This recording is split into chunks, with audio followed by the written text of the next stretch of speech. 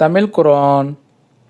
அந்த காஃபிர்களுக்கு உதாரணம் என்னவென்றால், ஒரு ஆடு மாடு மேய்ப்பவனின் கூப்பாட்டையும் கூச்சலையும் தவிர வேறெதையும் கேட்டு அறிய இயலாதவை கால்நடை போன்றவர்கள்.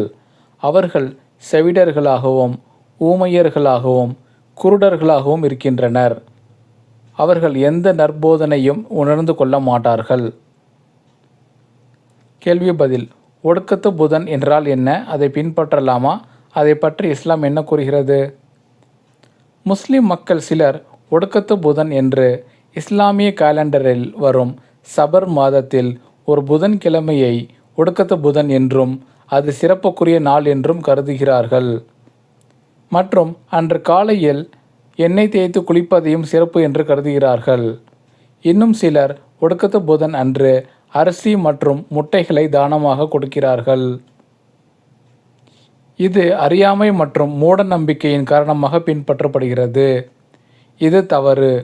இப்படி எதுவும் இஸ்லாத்தில் கூறப்படவில்லை. எண்ணெய் தேய்த்து குளிப்பதும் தானம் கொடுப்பதும் நல்ல விஷயம்தான். ஆனால் ஒடுக்கத்து புதன் என்று ஒரு நாளை தேர்ந்தெடுத்து ஒவ்வொரு வருடமும் அதே நாளன்று இதை பின்பற்றுவதுதான் மூடநம்பிக்கை.